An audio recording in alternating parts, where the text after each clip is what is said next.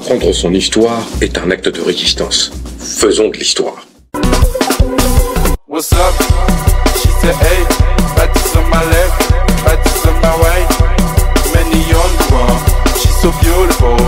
Est-ce qu'on t'a capable c'est for of in Dubai? Oui. J'estime que les paiements versés par Haïti à partir de 1825 ont coûté au développement économique du pays entre 21 et 115 milliards de dollars de pertes sur 2 siècles. Tous les économistes sont d'accord. Cette somme représente entre 1 et 8 fois le produit intérieur brut d'Haïti en 2020. Cela illustre l'ampleur dévastatrice de ce fardeau financier. En dollars actualisés, c'est-à-dire d'aujourd'hui, la dette initiale contractée par Haïti en 1825 équivaudrait environ à 565 millions de dollars. Mais ce chiffre, en vérité, ne reflète pas la réalité. Il est que partiel. L'impact réel sur le développement du pays est beaucoup plus lourd. Les économistes ont calculé que le coût d'opportunité économique pour Haïti, c'est-à-dire le manque à gagner résultant de cette ponction financière, continue sur plus d'1 siècle de créer des dommages. Ces milliards de dollars qui n'ont jamais été investis dans le système de santé, le système scolaire haïtien, expliquent en grande partie le sous-développement chronique du pays. Mais après, il faut être aussi conscient du fait que cette dette a servi de prétexte à une ingérence continue des puissances étrangères dans les affaires politiques intérieures haïtiennes.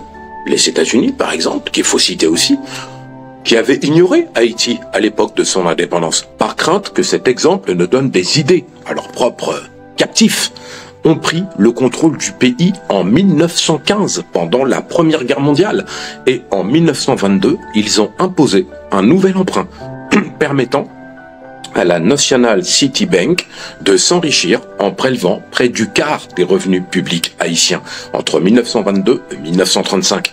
Alors cette ingérence, elle s'est poursuivie bien au-delà, avec le soutien américain et français à la dictature des Duvalier, puis au coup d'État de 2004 contre le président Jean-Bertrand Aristide. Il y a encore des zones d'ombre avec la CIA, avec l'assassinat du dernier président. Alors, Aristide, ce dernier, avait été le premier dirigeant haïtien à remettre en question et à chiffrer la dette qui avait enchaîné son pays.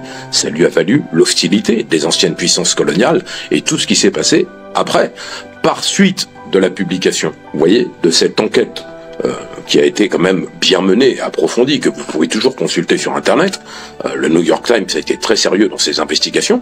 Certaines institutions impliquées ont été contraintes de réagir. Le Crédit Mutuel, par exemple, en France, qui est la maison mère actuelle de la banque CIC, a annoncé qu'il financerait des travaux universitaires indépendants pour faire la lumière sur ce passé colonial.